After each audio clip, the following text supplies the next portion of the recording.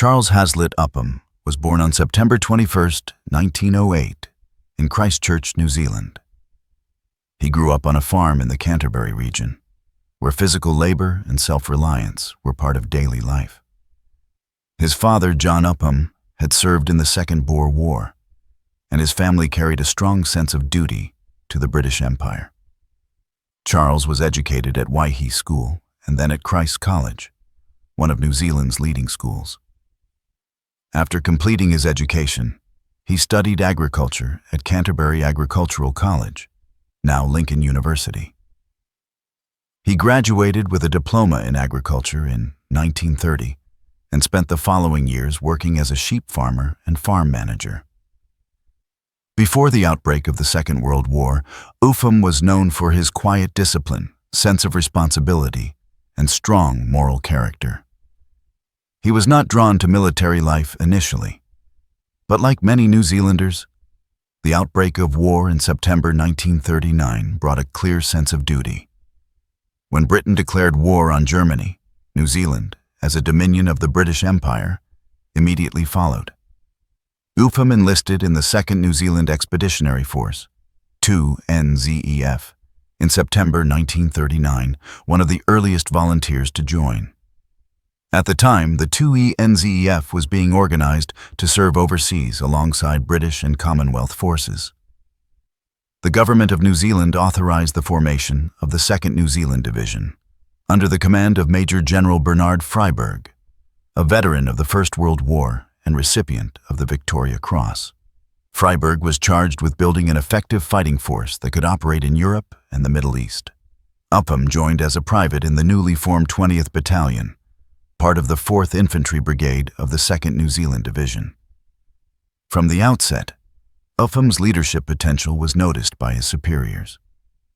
He was older than many of the recruits and displayed a serious, methodical approach to soldiering.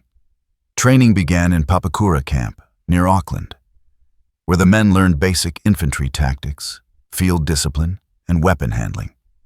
The conditions were basic, and equipment was often limited in the early stages of mobilization, but morale was high. New Zealanders were accustomed to hard work and outdoor life, and this contributed to the division's reputation for endurance and reliability. The early training focused on small unit tactics, rifle marksmanship, fieldcraft, and the use of light machine guns and grenades. Upham quickly distinguished himself through his precision and calm under pressure. In January 1940, he was promoted to corporal and later to sergeant. He showed a strong commitment to discipline, but earned respect by example rather than authority. His subordinates later recalled that he led from the front and demanded no more from others than he was prepared to do himself. In May 1940, the 20th Battalion was sent overseas. The unit embarked from Wellington aboard the transport ship Empress of Britain, part of a convoy carrying the first elements of the 2NZEF to the Middle East. The voyage took several weeks, passing through Australia and the Indian Ocean before arriving in Egypt. The men disembarked at Mahdi Camp near Cairo, which became the main base for New Zealand troops throughout the North African campaign. At Mahdi, training intensified under desert conditions. The men of the 20th Battalion learned to operate in the heat, manage water supplies, and adapt their tactics to open terrain. Equipment improved gradually as British logistical support increased, and the unit received the standard weapons of Commonwealth infantry: the Lee Enfield rifle, Bren light machine gun, and Mills grenades.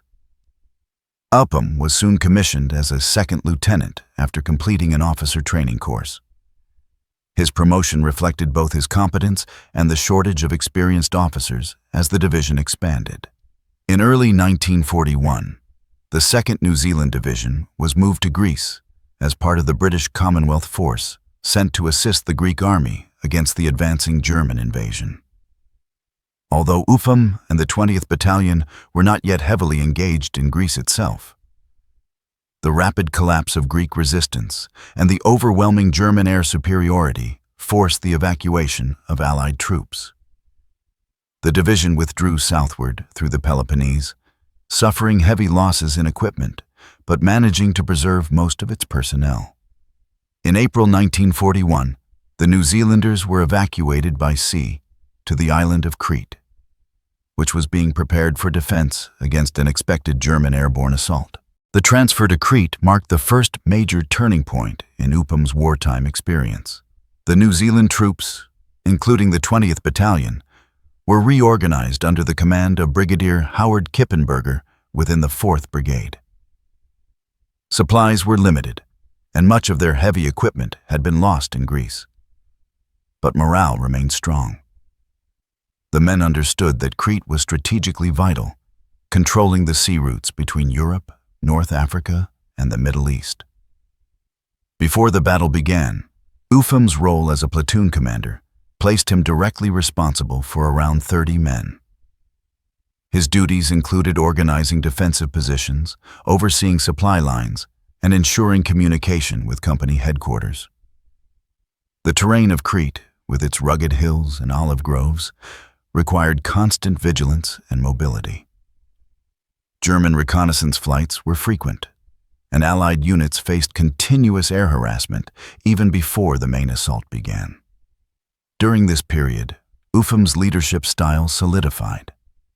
He was known for his refusal to remain in the rear. He often carried supplies himself and assisted in fortifying positions.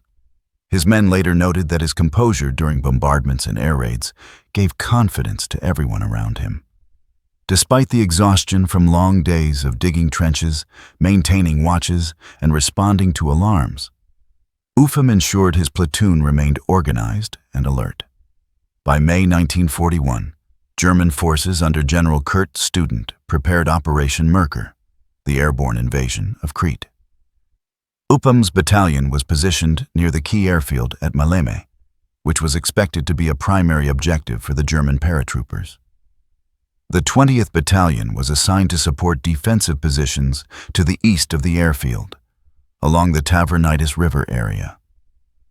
The men had limited heavy weapons and little anti-aircraft capability, but they were ordered to hold their ground at all costs. The first waves of German paratroopers landed on May 20, 1941, initiating one of the largest airborne operations of the war. The initial landings came under intense Allied fire, but the Germans persisted. Within hours, communications broke down in several sectors, and isolated units were forced to act independently. Upham and his platoon were engaged in constant firefights, facing machine gun and mortar attacks. During these actions, Upham's calm control and aggressive counterattacks began to draw attention from his commanders. Although the overall outcome of the Battle of Crete will be detailed in later chapters, it is important to note that Upham's effectiveness as a combat leader was first tested in this environment. His combination of personal courage, quick tactical judgment, and refusal to retreat when isolated shaped his reputation. Before his deployment to Crete, Upham's service record already reflected steady advancement. He had completed leadership courses, demonstrated skill in navigation and field coordination, and earned the confidence of both his peers and superiors. His fitness for command under fire was recognized when he was confirmed as a full lieutenant shortly before the battle began. The 20th Battalion, composed largely of men from the South Island of New Zealand, had by this stage developed a cohesive identity. They were known for their professionalism and endurance, traits encouraged by Freiberg's emphasis on initiative and flexibility. Training in Egypt had prepared them for open desert warfare, but the terrain of Crete required rapid adaptation. Upham's agricultural background, accustomed to rugged country and self-sufficiency, served him well in leading his men through difficult terrain with minimal supplies. The discipline of the New Zealand division, combined with the leadership of officers like Upham, would soon be tested repeatedly across multiple campaigns. His transition from a civilian farmer to an infantry leader was complete by mid-1941. The skills he developed in organization, endurance, and responsibility became the foundation for his actions in the coming battles. Upham's reputation within the battalion at this point was that of a practical and decisive officer who disliked unnecessary formality. He was direct in speech and expected competence from his men. He took special care of logistics, ensuring ammunition, rations, and medical supplies reached his platoon even under adverse conditions. His sense of duty was straightforward: to complete the mission and protect the men under his command. By the time German forces began their assault on Crete, Charles Upham had fully evolved from a New Zealand farmer into a combat officer, leading frontline troops in one of the most critical theaters of early World War II. His preparation, character, and leadership in the months preceding the battle defined the foundation of what would become one of the most remarkable combat records in New Zealand's military history. The Battle of Crete began on May 20th, 1941, when German forces launched Operation Merkur, the largest airborne invasion of the war. Their objective was to seize key airfields on the island to establish control of the eastern Mediterranean. The island was defended by British, Australian, Greek, and New Zealand troops under the overall command of Major General Bernard Freyberg. Among these defenders was Lieutenant Charles Upham of the 20th Battalion, 2nd New Zealand Division, who played a crucial role during the fighting west of Chania and at Galatas. Upham's company was part of the 4th New Zealand Infantry Brigade, commanded by Brigadier Howard Kippenberger. Their assigned sector was near Maleme and Galatas, close to the Tavernidis River and the approaches to the vital Maleme airfield.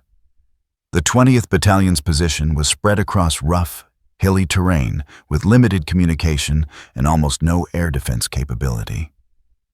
The troops were short on ammunition and heavy weapons after the evacuation from Greece, and supplies were unevenly distributed. At dawn on May 20th, the German assault began with an intense air bombardment by the Luftwaffe. Junkers Ju-87, Stuka dive bombers, and Ju-88 bombers attacked defensive positions for several hours, followed by waves of paratroopers from the 7th Flieger Division. The German paratroopers landed in scattered groups due to strong winds and heavy fire from the ground. Many were killed before reaching their drop zones, but those who survived quickly regrouped and attacked Allied positions. Upham's platoon was positioned to the south of the Maleme sector, covering a vital road junction near Galatas. The area became a focal point of German attacks as paratroopers attempted to link up with reinforcements being dropped further west. Upham led his men in a series of counterattacks to repel enemy infiltration through the olive groves and stony ridges. Despite heavy air attacks, he maintained strict fire control and personally directed his platoon's light machine guns and rifle sections. During one engagement near Maleme, Upham advanced under machine gun fire to locate a German position that was threatening to cut off his company's communications. Crawling through exposed ground, he threw grenades into the enemy post and used his rifle to eliminate the remaining defenders. This allowed his section to restore contact with the main line. Later that same day, he organized the evacuation of several wounded men under continuous mortar fire, refusing to withdraw until all had been moved to safety. The situation across the Maleme sector deteriorated as German reinforcements arrived by glider and captured the airfield. This forced the New Zealand units to withdraw toward Galatas to establish a new defensive line. Upham's company, exhausted and under constant air attack, was ordered to hold positions on the outskirts of the town. German paratroopers, supported by mortars and captured British weapons, launched repeated assaults against the New Zealanders' positions. Upham took part in several counterattacks during this phase, often fighting at close range. On May 22nd, Upham led a small group of men to recover supplies and ammunition from an abandoned Allied dump that had fallen between the lines. The mission required moving across open ground under sniper and machine gun fire. Upham directed covering fire and personally carried ammunition boxes back to the defensive position. His actions enabled his company to maintain resistance for another full day, despite dwindling supplies. During the Battle for Galatas on May 23rd to 25th, Upham again distinguished himself in combat. The Germans had managed to penetrate parts of the town with paratroopers and mountain troops. The 20th Battalion was tasked with holding the southern approaches and launching a counterattack to clear enemy positions. Upham led his platoon through a direct assault on German-occupied buildings. He used grenades and automatic fire to clear rooms one by one, often advancing ahead of his men to mark targets. In one instance, he engaged a German machine gun post at close range, silencing it with a grenade. The pressure on the New Zealand positions continued to increase. German forces brought in reinforcements via captured Malem airfield, while the defenders faced severe shortages of food, ammunition, and medical supplies. Upham's unit suffered heavy casualties, and communication between companies became sporadic. Despite this, he continued to organize local counterattacks whenever the enemy breached the lines. His leadership ensured that morale in his platoon remained intact, even as the larger defense began to falter. On May 25th, during the final defense of Galatas, Upham again took command initiative. The German 3rd Parachute Regiment and elements of the 100th Gebirgsjäger Regiment launched a concentrated assault on the town. The New Zealanders were ordered to retake the area after it briefly fell to the enemy. Upham, commanding a mixed group of men from several platoons, advanced through a vineyard under heavy fire. He used a Bren gun to suppress enemy positions and personally led the charge that regained part of the town. He then organized the evacuation of the wounded, staying behind to cover the withdrawal of his men. His actions during the fighting around Galatas were characterized by determination and composure. Reports from officers in the 20th Battalion described Upham as showing absolute disregard for his own safety and maintaining command control even in chaotic conditions. His repeated attacks and his role in stabilizing the line prevented a total collapse in that sector. After the Battle for Galatas, the Allied position on Crete became untenable. German control of the Malem airfield allowed continuous reinforcement and resupply by air, while the Royal Navy could not prevent further landings due to intense air attacks. The New Zealand brigades were ordered to withdraw toward the southern coast for evacuation. Upham's company was among the rearguard elements tasked with holding off the German advance to allow other units to escape. During this phase, Upham again demonstrated tactical skill and personal bravery. On May 27th, near Sfakia, Upham led a small rearguard action against advancing German units. His platoon occupied a defensive position overlooking a narrow pass. When German troops attempted to outflank the position, Upham directed mortar and small arms fire to halt the advance. He moved between positions under enemy observation to adjust fire and redistribute ammunition. At one point, he engaged a German patrol at close range, killing several with rifle fire before ordering his men to withdraw to a new position. The rearguard action allowed hundreds of Allied troops to reach the evacuation beaches. Upham and his men were among the last to withdraw, reaching the southern coast only hours before German forces occupied the area. The evacuation was conducted by Royal Navy ships under constant air attack. Many troops were left behind, but a significant portion of the New Zealand division managed to escape. Upham was among those successfully evacuated to Egypt, arriving exhausted but uninjured. Following the battle, reports of Upham's conduct were compiled by his commanding officers. Brigadier Kippenberger submitted a recommendation for the Victoria Cross based on Upham's leadership and repeated acts of personal bravery between May 20th and May 30th, 1941. The citation specifically mentioned his attacks on enemy positions, rescue of wounded men under fire, and his consistent refusal to withdraw until all tasks were completed. It emphasized that he had led his platoon in numerous counterattacks, often being the first to engage the enemy. The official citation for his Victoria Cross, later published in the London Gazette on October 14, 1941, summarized his actions at Maleme and Galatas, noting that he had displayed outstanding gallantry and devotion to duty. The award recognized not a single act of heroism, but a series of sustained actions over several days under extreme conditions. His conduct exemplified the leadership qualities expected of New Zealand officers in the field. The Battle of Crete itself was a costly defeat for the Allies. Approximately 4,000 Allied troops were killed and over 12,000 were captured. Despite the loss, the performance of the New Zealand division earned respect for its discipline and resilience. Upham's leadership during the battle became one of the most notable examples of individual valor in the campaign. The award of the Victoria Cross made him one of only a handful of New Zealanders to receive the honor during the Second World War. His men regarded the recognition as a tribute to the entire 20th Battalion, which had fought under severe conditions and against superior numbers.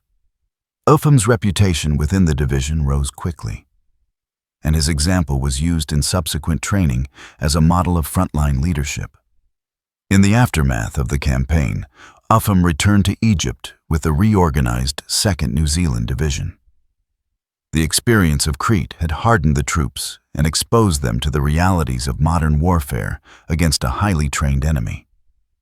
Upham's conduct under fire and his ability to maintain control in disorganized conditions established his standing as one of the most effective junior officers in the division. His leadership during the battle had been decisive in holding key positions long enough to enable withdrawal and evacuation, actions that earned him the highest award for gallantry available to Commonwealth soldiers.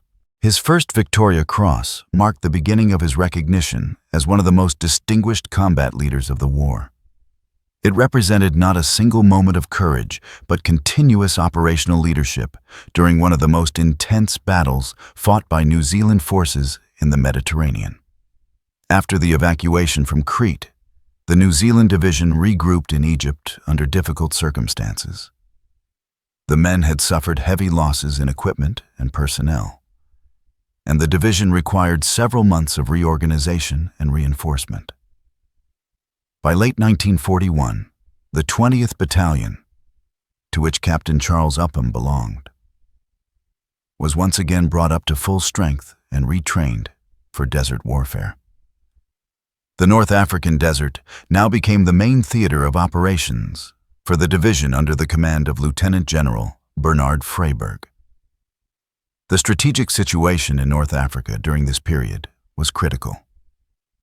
The British Eighth Army was engaged in a prolonged struggle against General Erwin Rommel's Afrika Korps, which sought to drive Allied forces out of Egypt and capture the Suez Canal. The German-Italian Panzer Army had achieved a series of rapid advances across Cyrenaica and was threatening Tobruk and the Egyptian frontier. The 2nd New Zealand Division was incorporated into the British Eighth Army's 13th Corps, tasked with taking part in the counteroffensive operations designed to halt and push back the Axis forces. Upham's 20th Battalion was part of the 4th New Zealand Infantry Brigade, alongside the 18th and 19th Battalions. The men were stationed initially at Bagash and later at the Libyan border, conducting patrols and acclimatizing to the harsh conditions of the desert. Training emphasized movement under fire, coordination with armored units, and logistics management in open terrain. Desert warfare demanded flexibility, endurance, and strong small unit leadership, qualities Upham had already demonstrated in previous combat. In November 1941, the British launched Operation Crusader, an offensive aimed at relieving Tobruk and driving Rommel's forces out of Cyrenaica. The New Zealand Division played a central role in this operation. Upham, now promoted to captain, commanded a company in the 20th Battalion. His unit was assigned to support the 5th Brigade in attacks on Axis strongpoints around Sidi Rezeg a key area south of Tobruk that controlled supply routes. The advance toward Sidi Rezeg began under heavy enemy resistance. German artillery and anti-tank guns were well positioned, and the open desert offered little cover. On November 25th, during one of the battalion's assaults, Upham led his company forward under intense fire to capture a series of ridges held by German infantry. He coordinated his attack with the supporting tanks of the British 22nd Armored Brigade, advancing in short rushes across exposed ground. During this engagement, Upham was wounded for the first time in North Africa. A shell fragment struck his shoulder, but he refused evacuation and remained in command. Later in the same battle, he was again hit by shrapnel in the leg while moving between platoon positions to reorganize his line under counterattack. Despite his injuries, he continued directing operations until the position was secured. His insistence on maintaining command ensured that his company held its ground during repeated German counterattacks, supported by tanks and dive bombers. In the following days, the battle around Sidi Rezeg intensified. The Africa Corps launched several coordinated assaults, attempting to encircle Allied forces. The 20th Battalion suffered heavy casualties, and communication with brigade headquarters was frequently cut off. Upham organized defensive positions and personally supervised the evacuation of wounded men under fire. He displayed calm control under chaotic conditions, ensuring that ammunition and supplies were redistributed to maintain defensive capability. On December 1, 1941, Upham's company was ordered to withdraw from its position after German forces broke through adjacent sectors. The withdrawal had to be conducted across open desert under observation by German artillery. Upham led the movement in stages, covering his men's retreat and coordinating with nearby units to prevent encirclement. During this maneuver, his vehicle was hit by shell fire, and he sustained a head wound. Despite losing consciousness temporarily, he recovered and continued to command until his unit reached the new defensive line. Following Operation Crusader, the New Zealand Division withdrew to Egypt for rest and reorganization. The operation had succeeded in relieving Tobruk and forcing Rommel to retreat temporarily, but at a heavy cost. The 20th Battalion had lost many officers and men. Upham was evacuated to hospital in Alexandria to recover from his wounds. Medical officers recommended a lengthy recovery period, but he refused to remain inactive. By early 1942, before being fully healed, he returned to his battalion, which was again preparing for operations in Libya. In February 1942, the Axis forces renewed their offensive. The Africa Corps advanced rapidly across Cyrenaica, retaking much of the ground lost during Operation Crusader. The British Eighth Army fell back toward Gazala, where a new defensive line was formed. The New Zealand Division was tasked with holding positions south of the Gazala line and conducting counterattacks against Axis probes. Upham, still recovering from previous wounds, resumed active duty in the field. The 20th Battalion was stationed near Minkar Qaim by mid-1942. The terrain consisted of rocky ridges and open desert flats, making defensive preparation difficult. The battalion carried out patrols to monitor enemy movements and maintain contact with adjacent units. German reconnaissance aircraft frequently bombed the area, and casualties from air attacks were common. Upham's company was responsible for one of the forward positions, where he organized defensive trenches and observation posts. During these months, Upham's conduct reflected his strict professional approach. He demanded discipline and efficiency from his men, often inspecting positions personally and correcting deficiencies. He maintained high standards in navigation and coordination with supporting artillery, ensuring that his unit could move quickly and effectively under desert conditions. By June 1942, Rommel launched his major offensive against the Gazala line, which led to the fall of Tobruk and a rapid Axis advance toward Egypt. The New Zealand Division was ordered to withdraw eastward to avoid encirclement. Upham's battalion took part in the fighting withdrawal, engaging German columns attempting to cut off the retreat. The unit moved toward Mersa Matruh and later Minkar Qaim, where it became temporarily surrounded by German forces. The night of June 27th to 28th, 1942, saw one of the division's most difficult engagements. The 4th and 5th New Zealand Brigades, encircled by the Africa Corps, were ordered to break out toward the east. The 20th Battalion formed part of the assault group. Upham, commanding one of the forward companies, led his men in a night attack through German positions. The breakout was conducted under artillery and machine gun fire, and close-quarters fighting ensued. Upham moved between platoons, directing fire and maintaining cohesion despite confusion in the darkness. During the breakout, he was again wounded by shrapnel in the arm and leg, but continued to lead until his company cleared the path for vehicles and wounded to move through. The successful breakout allowed the division to regroup east of El Alamein, where British forces established a new defensive line. Upham's endurance and refusal to leave his men, despite multiple wounds, earned him further respect within the battalion. Following the breakout, the 2nd New Zealand Division became part of the newly consolidated defensive line at El Alamein, approximately 60 miles west of Alexandria. The area marked the last natural defensive position before the Nile Delta. The British command, now under General Claude Auchinleck, ordered the 8th Army to hold the line at all costs. The New Zealanders were positioned on the southern sector of the front, where they were tasked with conducting limited counterattacks to disrupt German advances. During the preparatory phase for the coming battles, Upham participated in reconnaissance missions to identify German positions and routes suitable for infantry assaults. His knowledge of desert terrain and experience in small unit tactics proved valuable. He often accompanied forward patrols, mapping enemy minefields and observation posts. These missions were conducted under the constant threat of detection by German patrols and aircraft. By July 1942, the New Zealand Division was ordered to support the main counteroffensive operations near Ruweisat Ridge. Upham's 20th Battalion was heavily engaged in this sector, and the groundwork for this action was laid during the preceding weeks of preparation and defensive consolidation. The build-up to this battle saw continuous skirmishes, artillery exchanges, and air attacks across the front.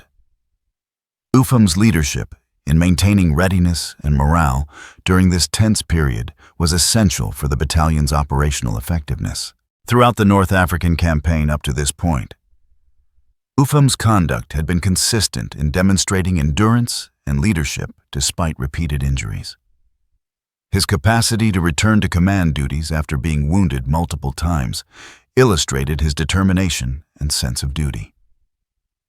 The men under his command viewed him as both a competent officer and a reliable figure under fire.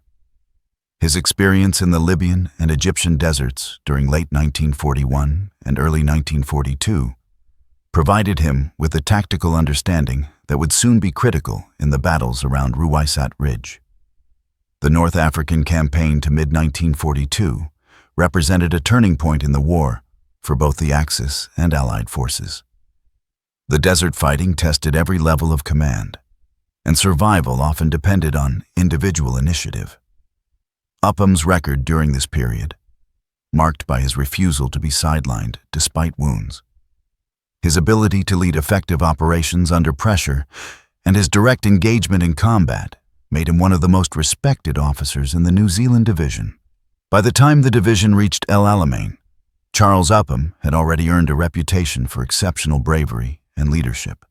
His recovery from multiple injuries and his continued frontline service reflected the discipline and endurance that characterized the New Zealand soldiers in North Africa. The weeks that followed would bring the division into one of the most critical battles of the Desert War. But Upham's actions up to this stage had already demonstrated his unwavering commitment to the campaign and to the men he led. In July 1942, The First Battle of El Alamein was underway along the narrow desert corridor between the Mediterranean Sea and the Qattara Depression. The German Africa Corps, under Field Marshal Erwin Rommel, had pushed deep into Egypt following the fall of Tobruk. But British and Commonwealth forces had established a defensive line near El Alamein to halt the advance. The New Zealand Division, part of the British Eighth Army under General Claude Auchinleck, was assigned a key role in counterattacking German positions to regain control of the high ground at Ruweisat Ridge. This ridge was a critical feature in the central sector of the battlefield, dominating the surrounding desert and offering observation advantages for artillery and logistics. Captain Charles Upham commanded a company in the 20th Battalion, 4th New Zealand Brigade, which was selected to take part in the attack on the night of July 14th to 15th, 1942. The operation's objective was to seize the ridge and neutralize the German and Italian defensive positions that threatened the Allied line. The assault involved coordinated infantry and armored attacks, with New Zealand infantry advancing on foot through minefields to secure the ridge before British armor moved forward to consolidate the gains. The 20th Battalion moved into position on the evening of July 14th. Upham's company was on the left flank of the battalion's assault formation. The men carried limited supplies, including rifles, Bren guns, grenades, and a small number of anti-tank weapons. Communication with supporting armor was expected to be difficult once the attack began, as the desert terrain caused frequent radio interference and visual coordination was hampered by dust and darkness. At approximately 2 a.m. on July 15th, the New Zealand infantry began their advance. The initial progress was steady, but the battalion soon came under heavy machine gun and mortar fire from German positions along the ridge. Upham led his company through this fire, personally reconnoitering the front under flare light to identify enemy strongpoints. When a German machine gun nest halted his platoon's advance, he crawled forward and destroyed the position using grenades. This allowed his men to continue moving toward the ridgeline. As dawn approached, the 20th Battalion reached the crest of Ruweisat Ridge, capturing several German trenches and taking prisoners. However, the expected British armored support had not yet arrived, leaving the infantry exposed on the high ground. The Germans quickly regrouped and began counterattacks using tanks and motorized infantry. Upham moved among his men, organizing defensive positions with whatever weapons they could recover from captured German posts. He directed his company to establish overlapping fields of fire to repel advancing infantry. During the initial counterattack, a shell explosion near Upham threw shrapnel into his left arm, breaking it. Despite the severe injury, he refused evacuation and continued to lead his company. He had his arm bound with a field dressing and continued issuing orders.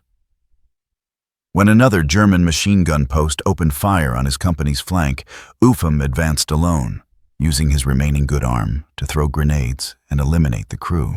As the morning progressed, German tanks of the 15th Panzer Division advanced toward the ridge.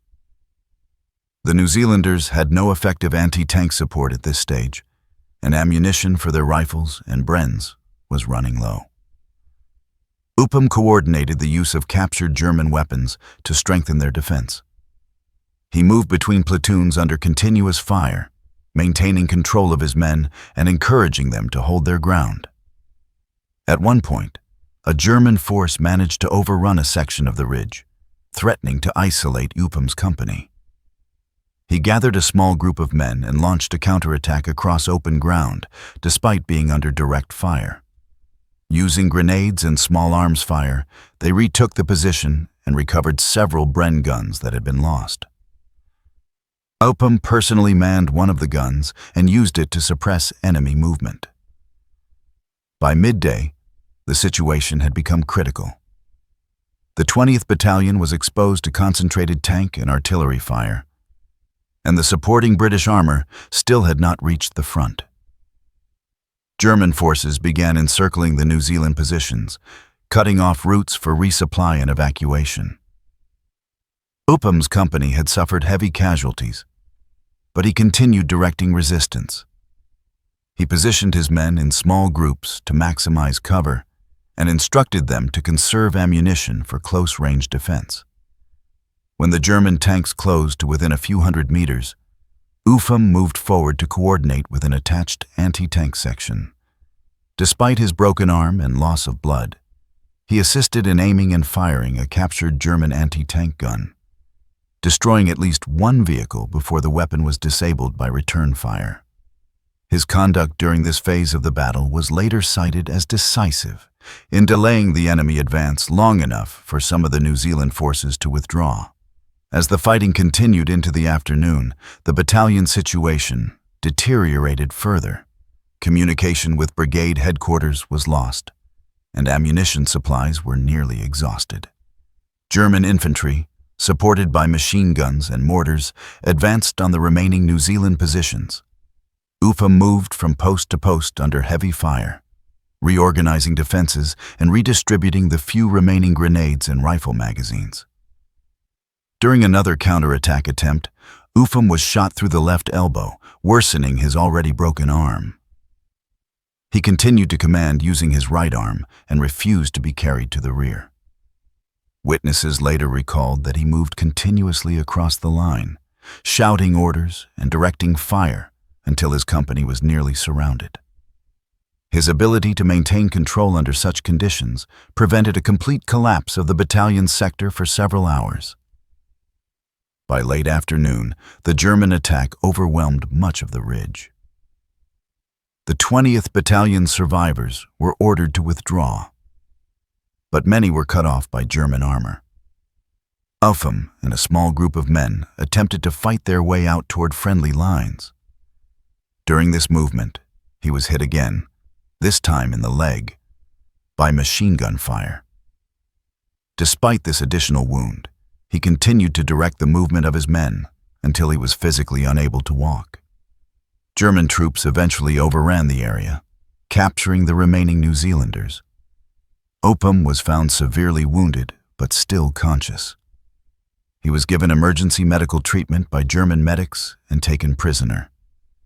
The conditions on the battlefield left many dead and wounded, and recovery operations took days as fighting continued elsewhere along the El Alamein line. The casualties from the Ruweisat Ridge action were severe. The 20th Battalion suffered heavy losses, with many men killed or captured.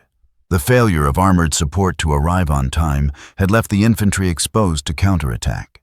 Despite the overall tactical setback, the New Zealand troops' conduct during the operation, particularly the actions of officers like Upham, demonstrated exceptional discipline and bravery under extreme conditions.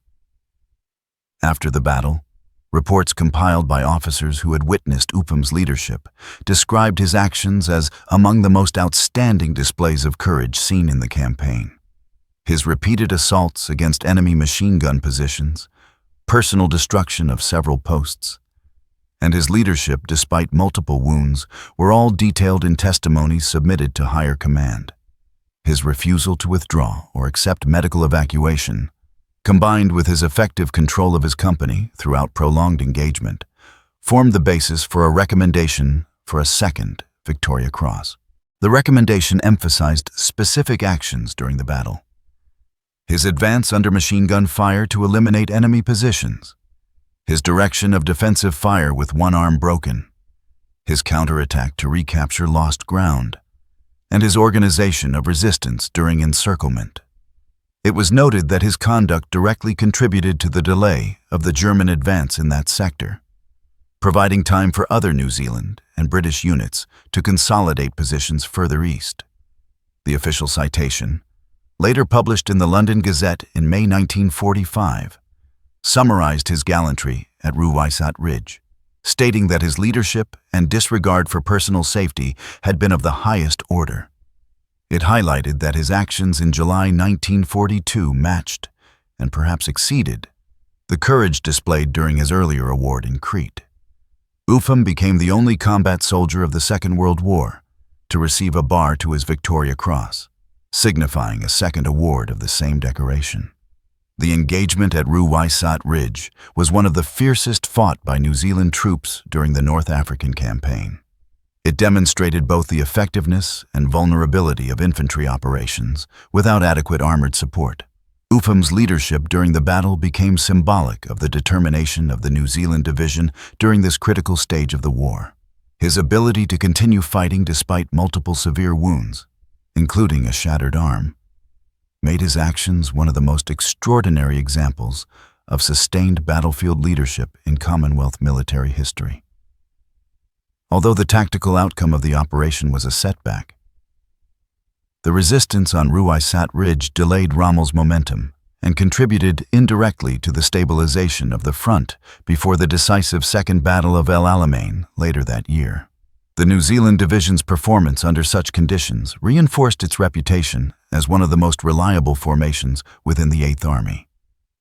Upham's leadership and personal example were central to this reputation, and his actions at Ruweisat Ridge remain among the most remarkable episodes of the Desert War. By the end of the engagement, Captain Charles Upham had been wounded multiple times, captured, and rendered temporarily incapacitated. Yet his conduct during the battle became an enduring record of endurance and command under fire. His courage at Ruweisat Ridge, performed under conditions of extreme physical injury, solidified his status as one of the most highly decorated and respected soldiers in the history of the Commonwealth forces during the Second World War. Following his capture at Ruweisat Ridge in July 1942, Captain Charles Upham of the 20th Battalion, 2nd New Zealand Division, entered the next stage of his wartime experience as a prisoner of war under German custody. Severely wounded in the arm and leg, he was initially treated by German field medics before being transferred to a military hospital in Italy. His condition required multiple surgeries, and for several weeks he remained under medical supervision. However, even in captivity and while still recovering from his wounds, Upham demonstrated the same determination that had characterized his actions in battle. From the beginning of his imprisonment, he made several escape attempts, reflecting his refusal to accept captivity under Axis control. His first known escape attempt occurred while he was being transported through Italy.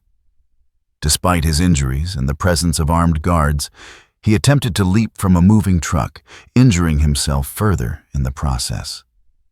He was quickly recaptured and placed under stricter supervision.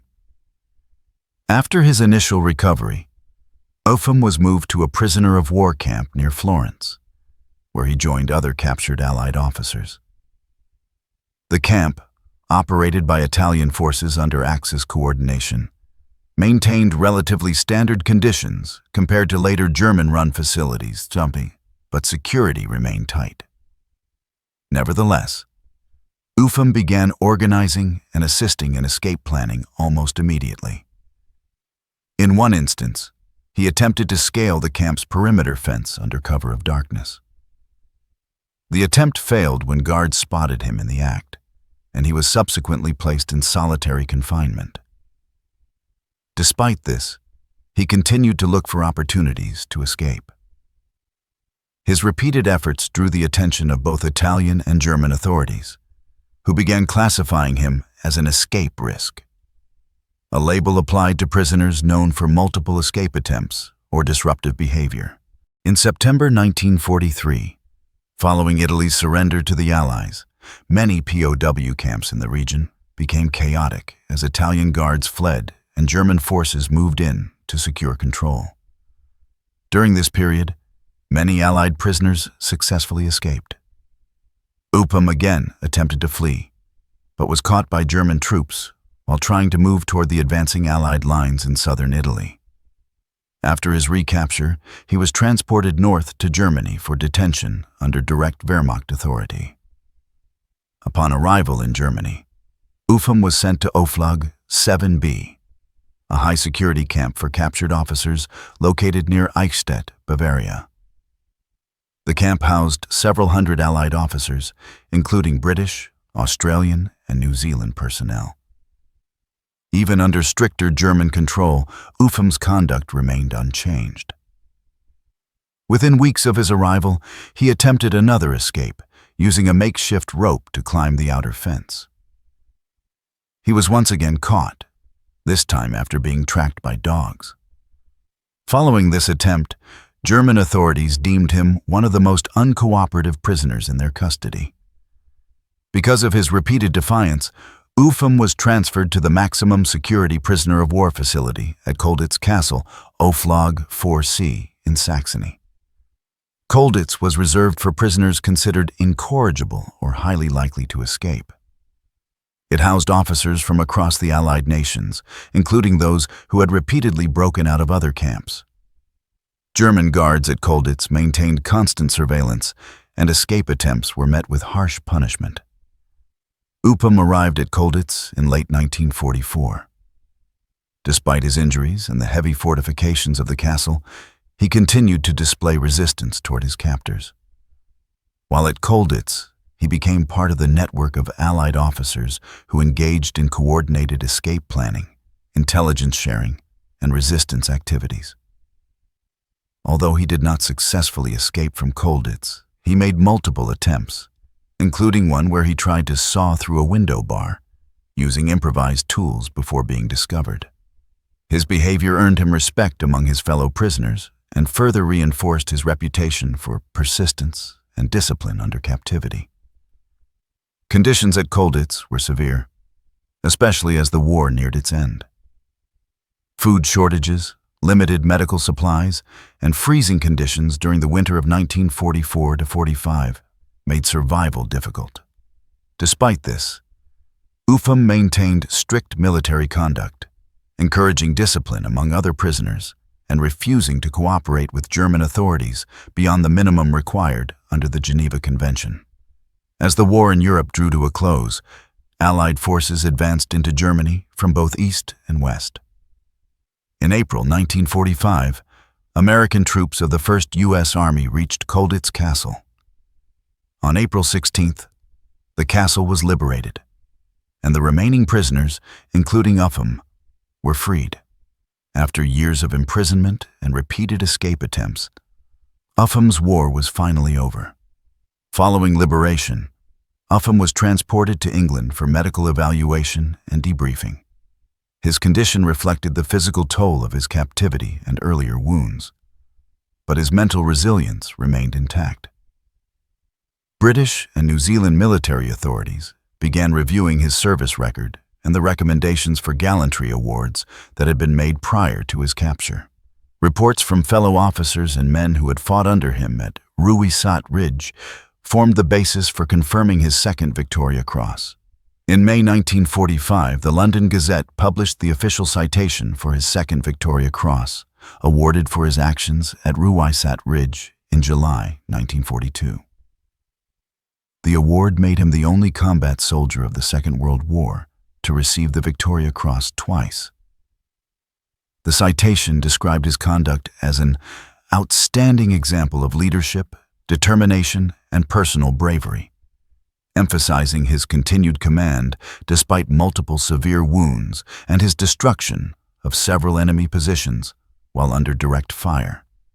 After the announcement, Upham returned to New Zealand later in 1945, where his dual Victoria Crosses became a matter of national pride. He was greeted with public admiration, but remained modest about his achievements. Upham consistently rejected any notion of personal heroism, stating that his actions represented the conduct of the men who served under him, rather than individual distinction. His attitude reflected his adherence to military duty and his belief in collective effort. Post-war, Upham resumed civilian life in New Zealand, returning to farming near Amberley in the Canterbury region.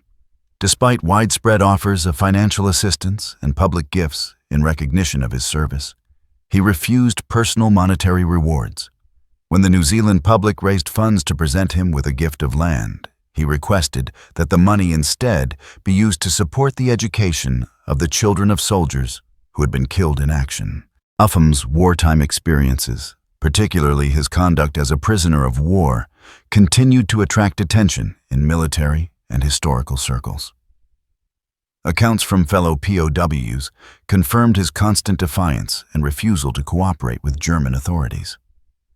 Reports indicated that even while severely wounded, he had attempted to escape on multiple occasions, at times in conditions that made success nearly impossible. His reputation within Colditz was that of a man whose sense of duty could not be suppressed by confinement. In official military evaluations following the war, Upham's service was described as beyond exemplary. His commanding officers during the North African campaign emphasized his consistent leadership and unshakable composure under fire. The dual award of the Victoria Cross placed him in an extremely rare category of soldiers. Only 3 individuals in history had previously received 2 Victoria Crosses, and none from New Zealand or the Second World War. Upham's legacy also carried symbolic weight within the Commonwealth military tradition. His actions demonstrated the high level of professionalism and courage displayed by New Zealand forces throughout the Second World War. New Zealand's 2nd Division, part of the 8th Army, had been instrumental in campaigns across Greece, Crete, North Africa, and Italy. Upham's career became an embodiment of that contribution, representing the endurance and tactical effectiveness of the Dominion soldiers under Allied command. Following the war, Upham's life remained closely connected to the veteran community. He maintained contact with former members of the 20th Battalion and supported organizations dedicated to assisting returning servicemen. Despite his national recognition, he avoided public appearances and rarely discussed his wartime service. He consistently declined offers to enter politics or public life, maintaining that he was a soldier and farmer, not a public figure. His medals, the Victoria Cross and Bar, along with campaign and service awards, were eventually placed in trust and later displayed at the Canterbury Museum in Christchurch. This ensured that they would remain accessible to the public as part of New Zealand's military heritage. The display became one of the most visited and significant military exhibits in the country, symbolizing both personal valor and the collective contribution of New Zealand forces during the global conflict. In later decades, military historians frequently cited Upham's example when discussing leadership and battlefield command. His approach to combat, leading from the front, maintaining discipline under fire, and refusing personal privilege, was regarded as a model of effective small unit command in modern warfare. His treatment by the Germans and his unbroken will to resist captivity were also studied as examples of psychological resilience among prisoners of war. By the time of his death in 1994, Upham had become one of the most respected figures in New Zealand's military history. His funeral was attended by representatives of the armed forces, veterans, and government officials. The ceremony was conducted with full military honors, and the respect accorded to him reflected his status as both a soldier and a symbol of national fortitude. Captain Charles Upham's imprisonment, resistance, and post-war conduct together form a complete record of discipline and integrity in warfare. His multiple escape attempts under extreme conditions, continued defiance of enemy authority, and exemplary leadership in captivity complemented his battlefield achievements. His 2 Victoria Crosses stand as the highest recognition of his actions, not only as individual feats of bravery, but as representations of the larger Allied struggle and the role of New Zealand within it. In historical evaluations of the Second World War, Upham's record continues to be cited among the most distinguished examples of gallantry and endurance. His captivity demonstrated the same qualities that had earned him recognition in combat: courage, loyalty, and refusal to yield under pressure. These characteristics, carried through from the battlefield to imprisonment and beyond, define his enduring legacy as one of the most remarkable soldiers of the 20th century.